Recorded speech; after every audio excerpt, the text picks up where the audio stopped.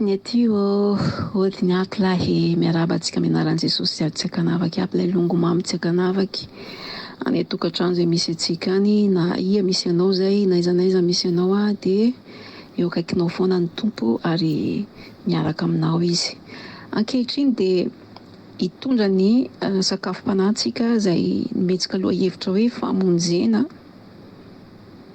alohan'ny hanombohantsika an'izay izarantsika an'izay ten'Andriamanitra zay izarantsika an'izay sakafom-panahy zay de ndaontsika hivavaky hangataka fanahy masina. Misaotra iray noho ny fitiavanao sy ny famonjam-ponao, misaotra fa ianao nanatanteraka ny fotoana anio. Tsy ho tanteraka zao raha tsy teo ianao ny fisianao teo amin'ny fiainanay nahatonga anay koa irisika anao ny asanao.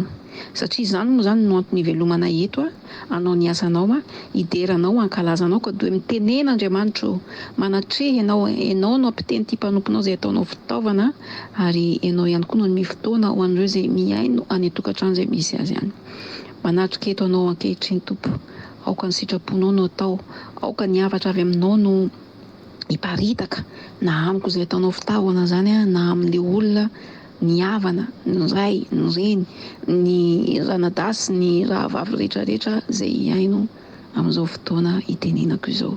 De misaotra Tompo fa eto sahady ianao, amin'ny anaranao mahavonjy irery Jesosy manaovana izany vavaka izany. Amen. Ny lohahevitra antsika zany amin'ity volana Jiona ity de ny hoe famonjena. De maro karazany moa zany no azontsika amaritana an'izany famonjena zany fa tsy ho tantaraiko hoe daholo fa samy mahalala an'izany tsika. Ao ny famonjena manotovy amin'ny fiainantsika andavanandro amin'ny maha-olombelona antsika. Le fiainana maha-olombelona antsika zany de hoe be da be ny raha misy zany olona hoe tafalatsaka anatin'ny tsy fisina, tafalatsaka ao anatin'ny zavatra grave be amin'ny fiainana de misy ihany ny olona mamonjy azy. De na ohatra foana hoe ny olona eny amin'ny rano ohatra eny amin'ny ranobe na ranomasina na ranon'inona io de tsy mahay milomano ohatra tafalatsaka any de miantso vonjy izy de tonga ny olona de mamonjy azy voavonjy raha ana voavonjy raha koto fa nisy namonjy. Eto nefa ny tiako tenenina eto ny tiako resahantsika an'io de ny famonjena ara-panahy. Iny zany maha-olombelona antsika tsy maintsy zavatra hisy raha mbola ambony eto ambony tany ianao de tsy maintsy misy an'izay foana, tsy maintsy misy zavatra mifamaho be da be zany, tsy maintsy misy zavatra samihafa zay ahitanao famonjena. De misy ihany ny famonjena avy amin'ny fanahy masina ary ihany koa misy ny famonjena zay avy amin'ny devoly. Iny moa zany tsy ho developevako be da be eto satria ny devoly koa ny zavatra ataon'ny Andriamanitra de alainy tahaka. Ny an'ny devoly zany ka hafa mihitsy ny vonjena ianao satria misy zavatra tiana alaina eny aminao, misy takalo zany.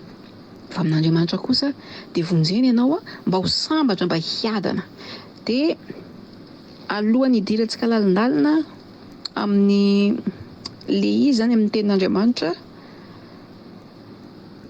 sy amin'ny teny izay hozaraina an'io tenin'Andriamanitra sy ny sakafom-panahy izay hozaraina an'io de misy fanontaniana mipetraka zany hoe any amintsika tsirairay avy any zay miaino amin'izao fotoana izao hoe efa voavonjy ve ianao, zay zany ny fanontaniana. De anjaranao zany mamaly ary mety efa ho voavalinao raha zany ary efa misy mamaly raha zao ka amin'izao itenenako zao efa misy mamaly hoe ny voavonjy de ao anatin'le zay zany le famalianao amin'izay de hoe azonao antoka hoe fa tena voavonjy ianao.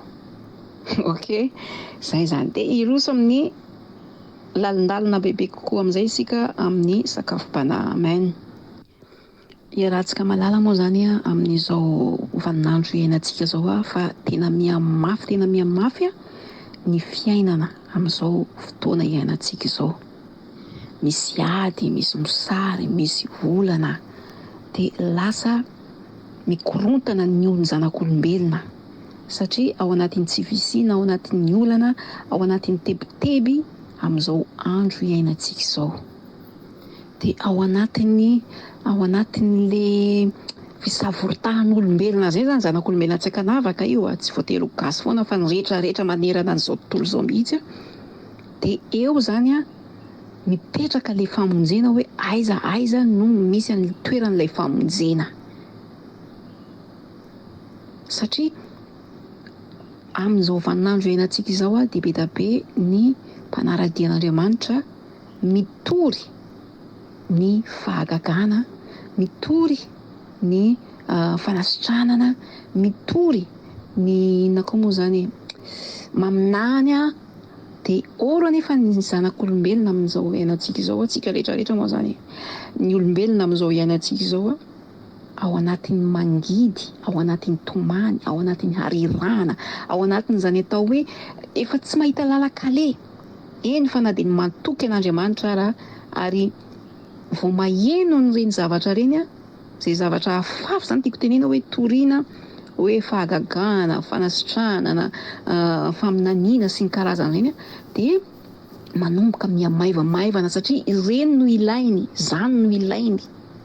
Dia eto zany ny fanontaniana mipetraka dia zao hoe moa ve mahavoavonjy an'ireny olona reny a zay rehetra voalaza teo. Zany hoe tiako tenena zany dia hoe le faminaniana, le fanasitranana, le fahagagana, mirakila isan-karazany mahavoavonjy ireo olona zay mino an'izany, mino an'le zavatra tenenina zany le mirakila sy ny karazany. Dia hiditra lalina amin'izay tsika zany a, mba ahazahoantsika bebe kokoa ny atao hoe famonjena, dia andao hiditra lalina amin'ny anaran'i Jesosy Kristy. Amen. Ny zavatra sarobidy aloha voalohany indrindra tokony hipetraka ao anatin'izany atao hoe fiainam-panompoana izany a, dia ny fahafahantsika mamaly izay antony tena ao am-pon'Andriamanitra ny amin'izany atao hoe famonjena izany. Izy moa ilay vao nitalisako teo ireny amin'izao fotoana iainantsika izao a, dia be da be ny karazam-pamonjena ilain'ny zanak'olombelona. Miatrika fiainana sarotra tokoa isika amin'izao andro faran'izao, ary tena miahenjana tokoa ny zava-misy eto ambony tany izay tsy miafina amintsika, izay tsy hafenina moa zany e. Izay tsy hafenina, tsy miafina fa efa dia fahita mibaribary zany. Nefa aza adino fa misy zavatra tokony apetratsika, zavatra faran'izay ambony a sy lalina tokoa. Raha tadiditsika Andriamanitra, tadidio fa Andriamanitra dia tsy naneraka antsika izy a voalohany indrindra hamaly ny besoin-n'olona. Tsy izay no mission-tsika voalohany. Angamba mazava amintsika rehetrarehetra zany na tsy hazavaina ara, ary fantatsika koa zany. Tsy hoe sahirana ny olona dia ny rahan'Andriamanitra antsika hamaly fahasahiranana, na hoe marary le olona dia ny rahantsika hanasitrana le olona marary. Izany hoe irahan'Andriamanitra zany hoe ianao hoe hitondra fanasana an'le olona. Tsy izay anefa ny fototry ny zavatra izay nanirahan'ny Tompo antsika, fa ny zavatra ao am-pon'Andriamanitra tsy hoe voafetrany hita maso ny zanak'olombelona, fa misy ny atao hoe mandrakizay. Ary io mandrakizay io a, io no tena sarobidy amin'Andriamanitra io. Tsy midika akory zany hoe tsy ilaintsika ny fahagagana na ny fanasitranana, sao dia isy aninona moa zany, sao dia isy amilana indray a. Non. Fa ny tiako tenena zany dia tsy ireo zavatra ireo a no napetrak'Andriamanitra eo aloha hokatsahana. Tsy ireny zany no hokatsahana voalohany.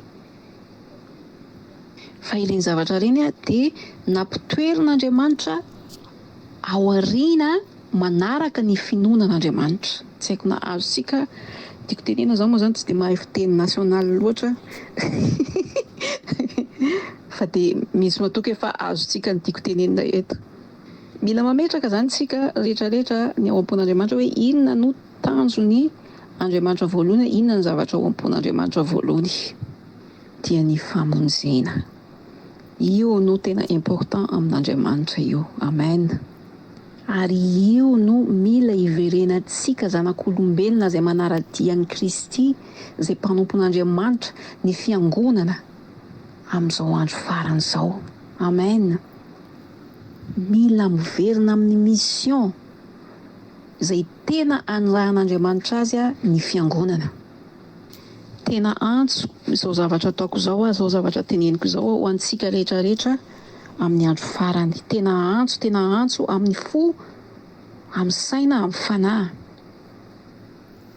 ho an'ny fiangonana rehetra tsy hakanavaka na inona ny anaram-piangonana misy ianao rehefa manompo an'Andriamanitra dia mila miverina amin'ny mission izay nanirahan'Andriamanitra antsika isika amin'izao andro farany izao.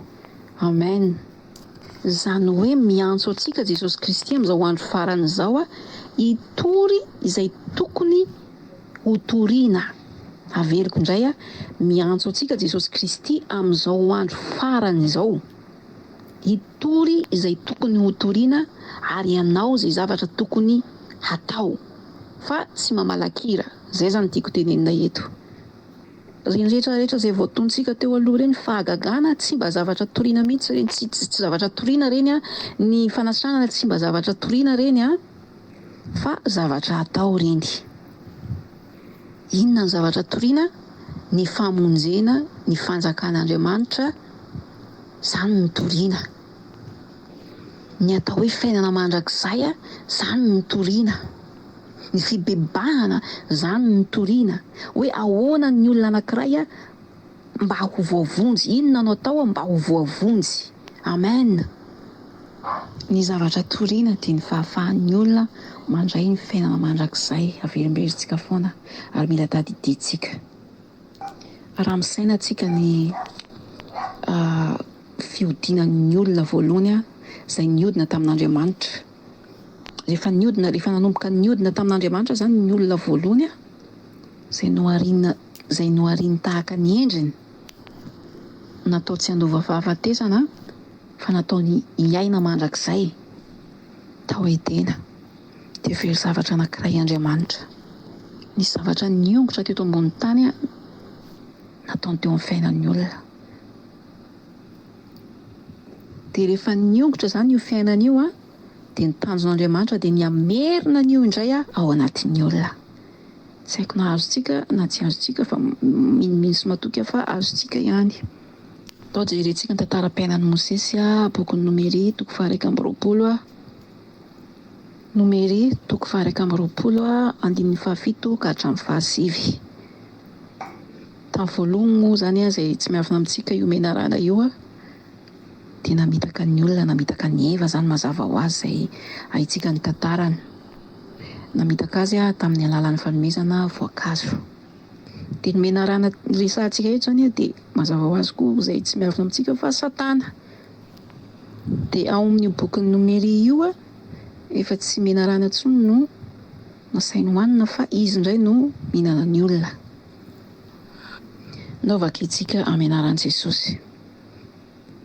Vakintsika amin'ny anaran'i Jesosy dia nakeo amin'ny Mosesy ny olona ka nanao hoe: efa nanota izahay fa efa niteny nanome tsiny an Jehova sy ianao fony amin'ny Jehova izahay mba hanesorany ny menarana aminay. Dia ny fona andraso aloha fahaiza moa le izy teo, lasa fa tsy hitako tampoka. Ok, ato. Dia ny fona ho an'ny olona Mosesy. Jerefy tsara io ten'Andriamanitra io, averiko indray dia nakeo amin'ny Mosesy ny olona ka nanao hoe: efa nanota izahay fa efa niteny nanome tsiny an Jehova sy ianao. Ifony amin'ny Jehova izahay mba hanesorany ny menarana aminay. Dia ny fona ho an'ny olona Mosesy. Amen. Dia ny tapany fahavalo, andininy fahavalo toy izantsika indray ary hoy Jehova taminy: manahova menarana afo ka antony amin'ny hazo lava ary izay rehetra voakaikitra dia ho velona raha mijery izany. Dia raha midina ndretsika eo ambany eo amin'ny 19 dia milaza toy izao: dia nanao menarana varana Mosesy ka nanantona azy tamin'ny hazo lava ary izay olona voakaikitry ny menarana ka nijery ilay menarana varana dia velona. Amen. Dia ndao vakintsika indray koa ny Jaona toko 7 andininy 17. Raha manana baiboly ianao ny atokantrano dia afaka mamaky miaraka aminay. toy izao nivaky ny tena menarana Jesosy ary tahakany nanandratany Mosesy ny menarana tany anefitra no tsy maintsy anandratana ny zanak'olona. Amen. Dia raha jerentsika ilay ten'Andriamanitra anankiroa, ilay nomeria azafady, ilay nomeria toko 120 sy ilay jaona toko 13, zavatra anankiroa samihafa ireo Ilay voalohany miresaka an'ilay menarana dia ilay faharoa ny zanak'olona, dia tsy iza moa izany fa Jesosy. Dia izay mahamatotra, mahenjana, mahentitra izany fa tsy hendrana, mahenitra ny Andriamanitra amin'izao ora andro iaina faran'ny iainantsika izao andidy ny fiangonana, andidy ny zanany, andidy ny mpanompony, anatanteraka, hitory izay zavatra tokony ho toriana sy hanao izay zavatra tokony hatao, izay nampanaoviny izany tiako tenenina eto. Dia raha jerentsika amin'izay ilay nomeria toko 120 io ilay nivakintsika taloha teo iny voalohany dia niodina ny zanak'Israely io voalohany dia sady be menimenina monina izany niodina. Dia rehefa niodina tamin'Andriamanitra dia tonga ny menarana, na feno menarana eraky ny tany nanaikitraikitra an'izy ireo. Fanasana ny Satana andrava ny asany fahotana. Dia rehefa tafiditra izany ny ota dia miditra koa ny fahafatesana. Dia ny olona tamin'ny zanak'Israely teto dia efa tafiditra ny poizin'ilay menarana izay nanaikitra izany. Dia inona izany ny zavatra tokony hatao eo dia tsy ilay hoe ilay menarana roasina fa ny hanesorana n'ilay poizina ao anatin'ilay olona izany. Dia raha fitiantsika izany fahafatesana izany no olana lehibe teto. Tsy haiko na azontsika ilay izy fa ny tena olana teto izany dia ny fahafatesana fa tsy problema fanasitranana. Dia toizantsika ilay tantara rehefa nifoana ho an'ny zanak'Israely Mosesy i Moizy dia rehefa nifoana izy dia izay vao tonga ny vahaolana avy amin'Andriamanitra, ilay araka ny vakintsika teo hoe manangana sarina bibilava varahana atsangano amin'ny zavatra mahitsy. Izay moa ilay izy teo izay ilay vahaolana izany hoe nisy izany ny fifonana mialoha taloha dia izay vao nisy ny vahaolana mba azahoantsika azy bebe kokoa izany. Dia hoy izy Jehovah tamin'ny Mosesy toizantsika foana ilay izy hoe rehefa atsanganao izy dia izay mijery an'iny menarana varahana iny dia menarana natsangana iny izany dia ho velona, izay no soratany ao. Fa izy tsy niteny hoe ho sitrana fa ho velona satria inona ny problème ilay nivakintsika teo fahafatesana, ilay nitenentsika teo fahafatesana ny problème satria ilay poizin'ilay menarana efa nitsofoka tany. Dikan'izay izany efa misy izany fahafatesana miandriandry. Ka rehefa nifoana Mosesy rehefa nifoana Moizy dia iny Andriamanitra, iny Jehovah fa nanolotra n'ilay vahaolana ka izay mijery eo izy dia ho velona, fa izy tsy mba niteny hoe ho sitrana. Raha alatsika saraitsana foana tamin'ilay fotoanan'ilay corona ireny dia misy septambra misy zavatra miseho izany hoe fambara hoe tsy maheno ny lela, tsy maheno ny zao. Dia ianao izany angataka amin'Andriamanitra hoe hanesorana an'ilay septambra n'ilay Covid iny. Tsy izay. Tsy iny no angatanao amin'Andriamanitra voalohany fa ilay Covid ao anatinao izay manome an'ilay septambra ety ivelany. Izany hoe ilay fakan'ilay aretina ao anatinao dia Covid iny izany iny no mila miongotra, iny no mila miala. Dia rava ho azy ny septambra automatique moa izany tsy maintsy rava iny. Fa ianao tsy hiteny foana ianao hoe tsy angataka amin'Andriamanitra hoe sitrano ny septambra satria ianao tsy maheno zavatra matsiro ny lelanao lasa misy fambara izany. Tsika samy mahalala an'izany daholo efa adiniko moa izany satria efa tsisy Covid amin'izao efa tsy dia grave loatra koa.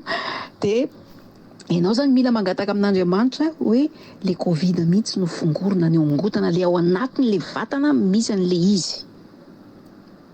Dia sahala amin'izay koa ny zavatra misy amin'izao fotoana izao tsy ny fitoriana fanasitranana na hoe vahaolana, fitoriana vahaolana amin'izay zavatra hatrehany amin'ny fiainana amin'ny tokantrano misy azy be da be moa izany samy manana ny olana amin'izao fotoana izao tsy izay no ilain'Andriamanitra amintsika, tsy izay.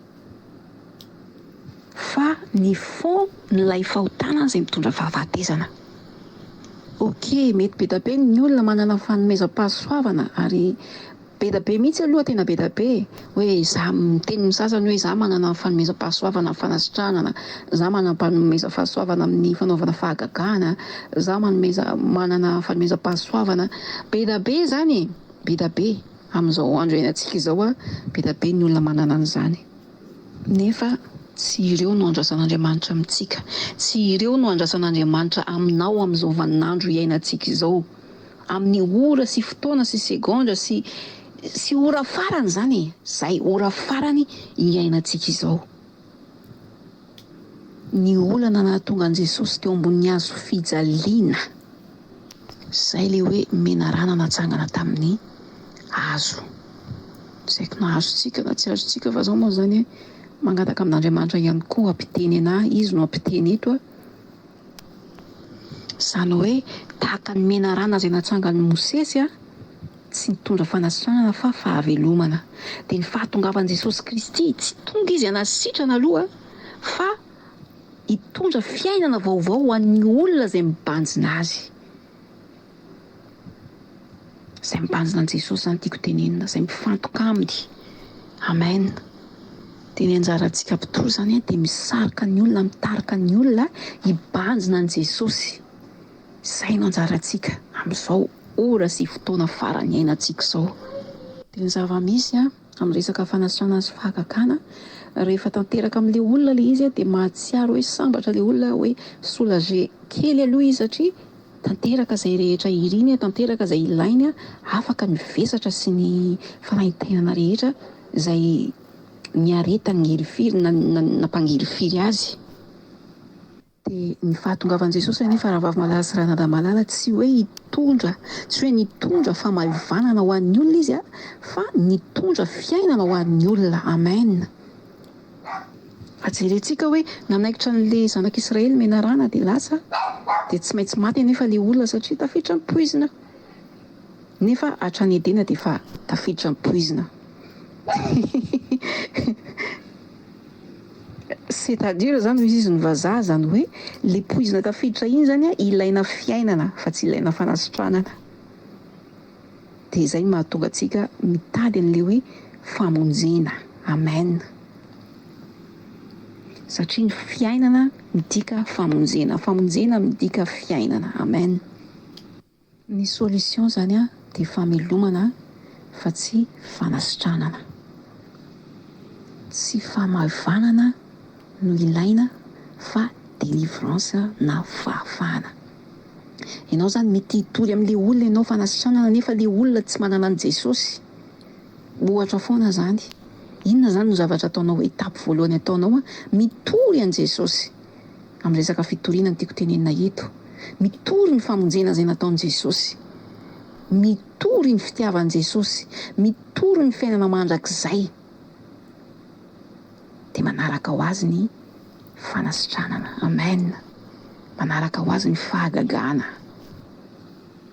Izany mahatonga antsika mpianany, zanany, mpanompony, zanak'Andriamanitra kristiana hitory an'i Jesosy. Tsy maintsy mitory, obligé mitory, hitory an'i Jesosy Kristy. Hisarika ny olona ho ao amin'i Jesosy Kristy mba ho voavonjy. Minoa an'i Jesosy Tompo izy dia ho voavonjeny ianao sy ny ankohonanao. Amen. Zay no antony tanjona antsika voalohany, zay no iraka nampanaovan'Andriamanitra antsika ety ambony tany mandeha anaka mitoriany filazantsara. Moa ve tsy izany nanirany antsika? Amen. Mba hazahoantsika ilay famonjena maharitra mandrakizay. Amen. Raha hitantsika ny soratra ao amin'ny Baiboly tsy miteny mihitsy izy ao anaty Baiboly hoe izay manana ny zanaka dia hoe hositranina. Fa inona ny zavatra niresahany tao hoe izay manana ny zanaka dia manana ny fiainana, dia azo ny fiainana. Amen. Tena zava-dehibe io raha vavy malala sy ranadà malala. Tena mila tadidintsika. Tena mila tadidintsika tena amin'ny lela-paladia amin'izao andro farany izao. Mila saintsaintsika andro aman'alina io teny io. Dia ny famonjena nataon'i Jesosy Kristy. Tsy nandehandeha fahatanitany iny. tsy nandeha fahatany moa zany ny famonjena izay nataony antsika, ary tsy natolotolon'Andriamanitra fahatanitany ihany koa ny zanany, fa misy dikany, misy antony io. Satria naninona? Hamonjena antsika, tsy hakanavaka, tsy manavaka. Ny rano Jesosy nalatsany tao a Kalvaria tsy manavaka iny raha iny. Amen. Lehibe an'izany rahavavy malala. Jesosy Andriamanitra zany tonga teto tany naka endrik'olombelona izy de Jesosy Kristy hanolotra ny ainy mba hanavotra hamonjena, zany hoe hanesorana le poiziny menarana. De ninona moa zany fa ny fahavelomana tanteraka mandrakizay. Ary izay mino azy dia ho vonjena. Zany hoe ilaina le finoana, mino azy aloha, mino azy amin'ny fo saina sy fanahy. Amen. Zany hoe na maty ara ny nofo dia tsy maintsy handova ihany ny fanahin'ilay olona izay mino an' Jesosy Kristy, izay nibanjina azy amen, dia ho velona mandrakizay, handova ilay fiainana mandrakizay. Halleloja. Ary io ny tena famonjena izay tiantsika ho resahana eto, izay tiantsika ambara eto amin'izao sakafom-panahy zaraina an'io izao dia ny famonjena azahoana ny lanitra, famonjena ny fanahintsika. Dia eto koa moa zany dia manararaotra ny zara izay araka ny sitrapony fanahy masina izay tian'Andriamanitra ampitaina amin'ny resaka fanaovana asa soa. Maro be amintsika zanak'Andriamanitra, kristiana tsy hakanavaka no mieritreritra fa rehefa manao asa soa dia voavonjy ny fanahiny. Tsara ny asa soa fa kosa tsy mitondra famonjena.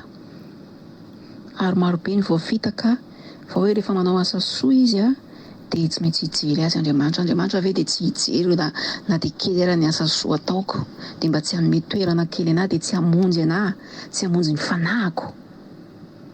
Misy ny sasany voafitaka ihany koa fa hoe rehefa tonga any an-danitra dia misy an'izany mozana ngeza be zany dia lanjain'Andriamanitra hoe nahavita asa soa tsara ve ianao sa nanao ahoana.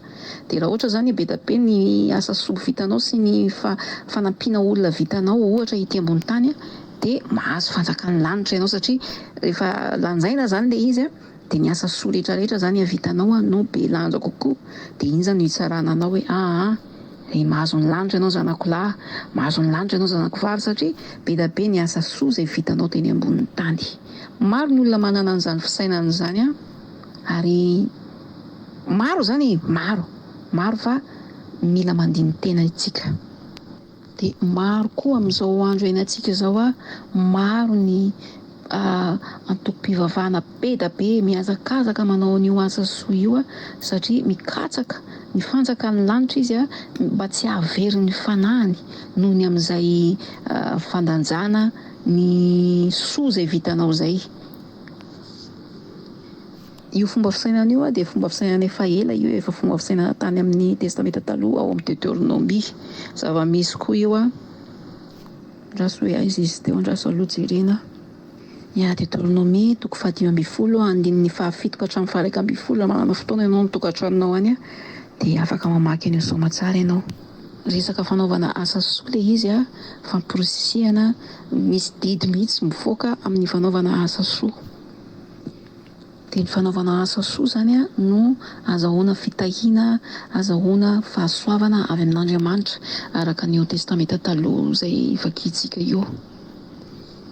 Rehefa tonga ny Efesianina testameta vaovao Efesianina 2 andininy 9 sy 10 izay milaza toy izao mianaran'i Jesosy hoe fa fahasoavana no namonjena anareo amin'ny finoana ary tsy avy aminareo izany fa fanomezana avy amin'Andriamanitra, tsy avy amin'ny asa fandrao hisy hirehareha. amen. Azafady fa somary tsy mahita ny masoko. Io manana fotoana ianao ao tokantrano ao dia afaka verivevanao tsara sao dia diso ny zavatra resako teo fa masoko ohatrany fa tsy dia mahita tsara. Izany hoe fahasoavana avy amin'Andriamanitra no namonjena antsika amin'ny alalan'ny finoana. Tsy avy aminareo izy izany fa fanomezana avy amin'iza? Avy amin'Andriamanitra. Mazava tsara io teny misoratra amin'ny Efesianina 2:2 io. Tsy avy amin'ny asa fandrao hisy aninona izy irehareha. Tsy avy amin'ny asa fandrao hisy hirehareha. Amen. Dia jerevantsika ny zanany efa voaresaka teo aloha momba an'i Jesosy. Na dia mbola fony mpanotana antsika dia efa maty ho antsika Jesosy Kristy. Efa zava-dehibe zany, efa famonjena lehibe zany. Izany hoe ahoana moa zany nilazako azy? Angamba efa voafintoko teo aloha daholo angamba ny momba an'izany. Na dia mbola tsy nisy ezaka vitantsika raha dia efa nomen'Andriamanitra antsika sahady Jesosy. Efa natolotr'Andriamanitra teo sahady ny famelan-keloka vonona ho anao. Amen. Dia io famelan-keloka io zany raisinao amin'ny finoana fa tsy raisinao amin'ny fanaovana asa soa. Tsy azahoana sitraka eo anatrehan'Andriamanitra ny fanaovana asa soa, ny fanaovana rakitra be da be na amin'ny fiangonana misy anao zany na hoe na partout zany izay. Sao dia ho diso isika izay manaraty azy. Tsy izany mandevantsika ny lanitra raha fa malala sy raha nadà malala. Ny finoanan' Jesosy Kristy irery ihany no azahoantsika ny lanitra. Amen. Rehefa mino an Jesosy Kristy zany tiako tenenina eto hoe maty teo ambony hazo fijaliana izy ho ahy hanavotana dia raisinao an'ny tenanao raisiko an'ny tenako ny fanatitra izay nataony teo ambony hazo fijaliana. Amin'izay fotoana izay dia vonjen'Andriamanitra ianao vonjen'Andriamanitra ao. Amen. Dia lasa tonga masina satria Jesosy Kristy nitoetra ato anatiko. Tsisy idiran'ny asa izay nataoko anefa zany rehetrarehetra zany fa efa tonga kasitran'Andriamanitra aho noho n'inona? Noho ny finoko an'i Jesosy Kristy. Amen. Mety misy olona manao asa soa be izay tena tsisy ohatran'azy fa tsy manana an'i Jesosy Kristy fa tsy ankasitran'Andriamanitra. Dia sahala amin'ny olona tsy tadiavin'Andriamanitra foana satria maninona? Mandà ny zanany. Dia iza moa zany fa Jesosy Kristy. Mandà ny Jesosy Kristy. Dia eo zany tsika mila mitandrina indrindra fa tsika zanak'Andriamanitra sao dia diso hevitra. Amen. Tadiavin'Andriamanitra anao dia ny fanekenao an'Andriamanitra irery ihany ny fanekenao an' Jesosy Kristy sy ny finoanao an' Jesosy Kristy irery ihany no ahavovonjy. Amen. Dia tandremo ihany koa sao voafitaka fa ilaina ihany koa ny asa soa sao dia eritreritra indray koa tsika hoe akay moa zany tsy ilaina ilay asa soa satria ohatran'izany. Tsy izay. Tsy mampiditra any an-danitra. Non, tsy izay. Rehefa manana finoana ianao rehefa mino ianao dia le finoanao iny miteraka asa. Izay aloha ny priorité. Amen. Izany hoe finoana arahan'asa. Izany hoe ianao zany namboarin'Andriamanitra mihitsy ianao ho ao amin'i Jesosy Kristy Jesosy. Ao amin'i Jesosy Kristy. Rehefa tao amin'i Jesosy Kristy amin'izay ianao dia eo amin'izay vao miteraka an'ilay asa. Amen. Eo amin'izay vao manao an'ilay asa. Amen. Izany hoe mila manana an'i Jesosy aloha ianao voalohany mila voavonjy. Rehefa nahazo an'ilay famonjena ianao rehefa mino an'i Jesosy Kristy ianao vao manao asa soa. Izay no ilaina.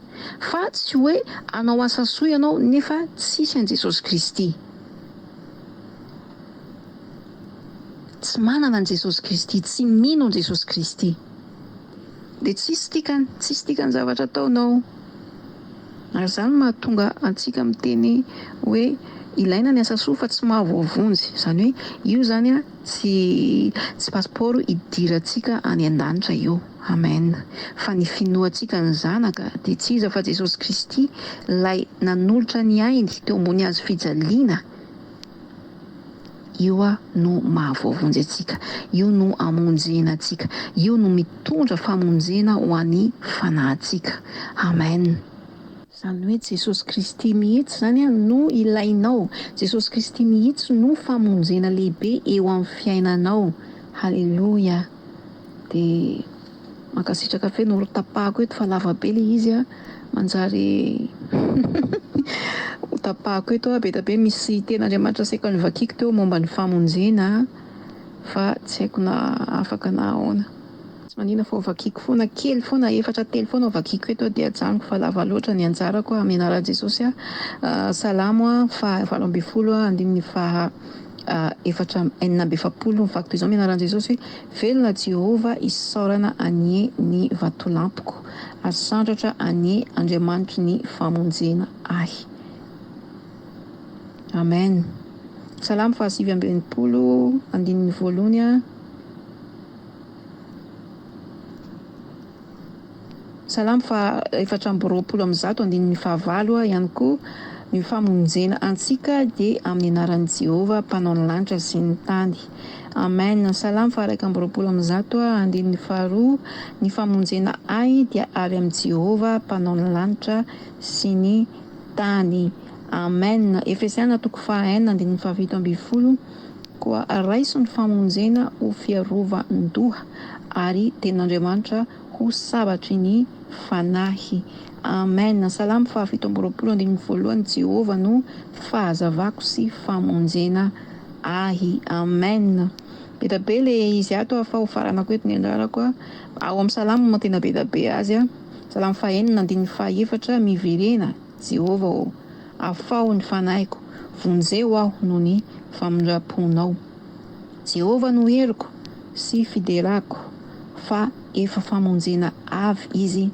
Izao no Andriamanitro ka ankalaza azy aho, dia Andriamanitro ny razako ka anandratra azy aho. Amen. Io any amin'ny Exodus 15:2, any amin'ny asan'ny apôstôly 1:1-1:30, minoan Jesosy Tompo dia ho vonjeny ianao sy ny ankohonanao zay efa lantsika tsy nijery raha teo a. Genesis 7:18, ny famonjena no andrasako Jehova o. Amen. Asan'ny apôstôly 16:31, minoan Jesosy Tompo efa voavaky teo a, ny famonjena no andrasako. Amen. Be da be le izy teo lasa verimberina fa ho faranako eto ny anjarako, fa ho an'Andriamanitra rery ihany ny voninahitra dia iray vavaka isika isaotra sy ankalaza an'Andriamanitra noho ny teny meny. Saotra Tompo noho ny teny izay nozarainan'io a. Saotra fa nanatrika teto ianao na dia kely eran'ny fotoana isaoranay fa zava-dehibe aminay izay rehetra nomenao anay anio. Koa sandratra iavy ny anaranao, mba ho tafalatsaka ao anatinay Tompo, ny teny izay naparitaka anio mba ho voky tokoa ny fanahinay ary mba ho voavonjy indrindra satria izany no tena zava-dehibe aminay zanak'olombelona. Matoa zay velona dia velona ho anao ary mety tsy haharitra ny nofo aman-dranay, mety ho levina fa kosa ny fanahinay dia ho velona mandrakizay. Aoka zay ahay andray ianao, ahay hino anao mba hanananay ny fiainana mandrakizay ao aminao mandrakariva. Amen. Koa sandratra iavy ny anaranao nipetraka amin'ny seza fiandrianana, dia nametraka ny namana ihany koa izay mbola anao ny izara ny teny a, ianao mbola ny fanatrehanao ny mpanomponao anio no mbola hanatrehanao azy ireo ihany koa. Misaotra ilay sandratra iavy ny anaranao amin'ny anaran'i Jesosy Kristy rery ihany nanaovako izany vavaka izany a. Amen.